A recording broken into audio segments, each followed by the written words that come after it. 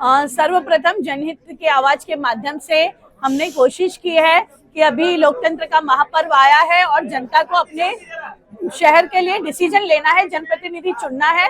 तो इस माध्यम से मैं उनको सारी सच्चाइयों से अवगत कराऊं।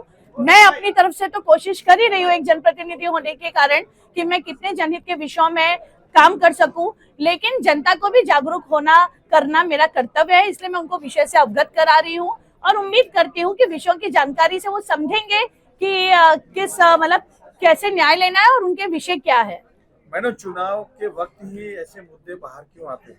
क्योंकि चुनाव से पहले जब भी हम बोलेंगे वो गायब, मतलब उसको लोग भूल भी जाएंगे और उस मुद्दे की गंभीरता नहीं होती है।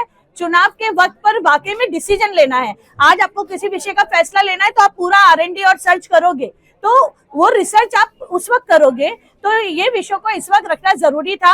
इन विषयों पे मैं तो लड़ी रही हूँ, अपनी जो भी कार्रवाई है मैं कर रही हूँ, लेकिन पब्लिक प्लेटफॉर्म पर लाना जरूरी था ताकि वो डिसीजन ले सके और उनके लिए आसान हो। भ्रष्टाचार किसने किया और उस नेता का नाम क्या है जो आप बार बार रिपीट कर रहे हैं?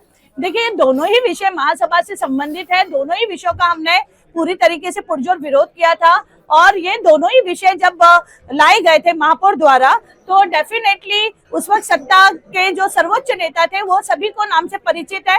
वो आपके मांझी नरेंद्र मेहता जी के ही नेतृत्व में महापौर थे, उप महापौर थे और जो भी आगे की गतिविधियां थी। मैडम, चुनाव करीब आते हुए हर वक्त एक ही नेता को टारगेट किया जाता है, क्या कहेंगे उस पर? तो आप ये कह सकते हो कि एक ही नेता ने भ्रष्टाचार किया है। मैं तो दो विषय की बात कर रही हूँ, लेकिन उसके लिए मैं जवाब दे ही नहीं हूँ कि किसको टारगेट किया जाता है। आप ये समझिए कि टारगेट नहीं हो रहा है, आप विषयों को देखिए। क्या विषय में आप वो बोलते हैं ना प्रत्यक्ष को प्रमाण की आवश्यकता क्या है? क्या कभी आपने सुना है कि कोई मतलब डंके की चोट पे भ्रष्टाचार करे बार में? मतलब ये तो उस वक्त भी मैंने कहा था कि आप गार्डन को बार बनाने के लिए कोई कैसे ला सकता है महासभा में? जनप्रतिनिधियों को आप कैसे जिम्मेदार ठहरा सकते हो कि वोट करे? आज जनप्रतिनिधि कुछ नहीं बोल पा रहे क्योंकि सर्वोच्च नेता ने बोला और उन्होंने वोट किया। तो मतलब ये उन लोगों की मजबूरी समझिए ना आप कि कैसे एक सर्वोच्च नेता से हर इंसान में हिम्मत नहीं होती है कि वो उसका विरोध करे। किसने बनाया गार्डन को बाहर? ये आप सभी जानते हैं। सर्वोच्च ने देखिए किसने, मैं हमेशा बोलती हूँ व्यवसायी कोई भी हो सकता था, आप भी हो सकते थे, कोई भी। मौका किसने दिया? आप अगर मौका नहीं दोगे, अभी हम कई बार अपनी चीजें भूल जाते, कोई ले जाता तो हम क्या बोलते हैं हमसे ही गलती हुई, हमने बड़ी लापरवाही से अपना पर्स छोड़ दिया था। तो हमने यहाँ पर महासभा में एक ही जन के विषय को 3 बार लाया गया। आप ये कैसे इग्नोर कर सकते हैं? इस पूरे मामले को प्रशासन को जिम्मेदार मानते हैं कि शासन को जिम्मेदार मानते हैं? प्रशासन ने क्लियरली ऑन रिकॉर्ड महासभा में बोला था ये विषय मैं नहीं लाया हूँ।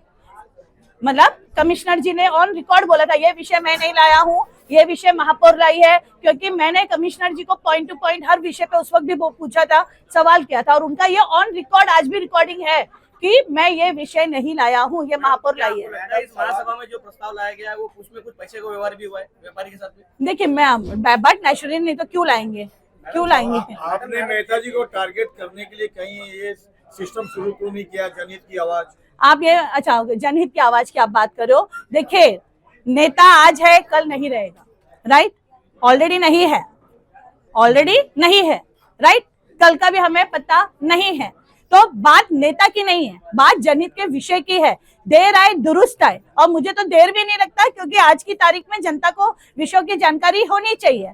तो मुझे नहीं लगता है कि मतलब ये जनहित की आवाज अभी हमेशा रहेगी और आप लोगों का भी सहयोग मिलेगा ताकि और विषय, क्योंकि मैं भी एक सीमित दायरे में हूँ ना, आप लोगों से मुझे और ज्यादा विषय मिलेंगे और विषयों पे हम काम कर सकेंगे। तो मैं भी चाहूंगी आप लोगों का सहयोग मिलेगा। मैं आपको एक विषय दे देता हूँ। अभी आप भ्रष्टाचार के खिलाफ में आवाज उठाने की बात कर रहे हैं, विषय हवा में नहीं, पूरे 22 पेपर्स। करोड़ रुपए का एक काशी मीरा से लेके गोल्डन नेस्ट तक रास्ते में बहुत बड़ा करप्शन हुआ है, बड़ा भ्रष्टाचार हुआ है, वो बड़ा करप्शन हुआ है। उस 22 करोड़ के भ्रष्टाचार के खिलाफ में आप क्या करने जा रही है? अभी आपकी शायद में जानकारी मिली तो मैंने आपकी जानकारी में लेकर आ गया। नहीं, आप लोगों के न्यूज के माध्यम से ये बातें जानकारी मिलेगी, इसके मेरे पास प्रमाण नहीं है। मैंने आपको दोनों विषय जब रखे हैं तो मेरे पास दोनों विषय के पूरे प्रमाण हैं।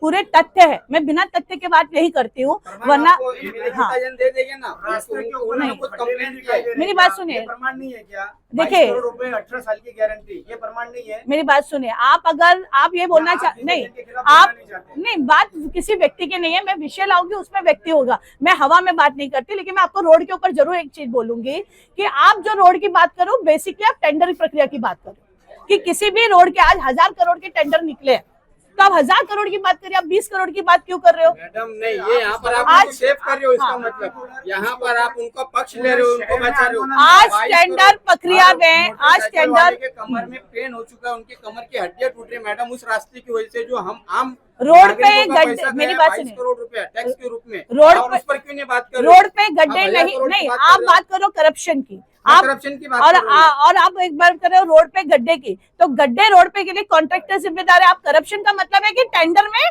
पैसे का व्यवहार हुआ, आप ये बोलना चाहते हो? तो टेंडर में पैसे का व्यवहार सिर्फ 22 करोड़ की आप क्यों बात करो, 1000 करोड़ की बात क्यों नहीं कर रहे हो? करना चाहिए, वो भी हाँ, करना आप 1000 चाहिए। करोड़ की लेकिन बात आप- करो।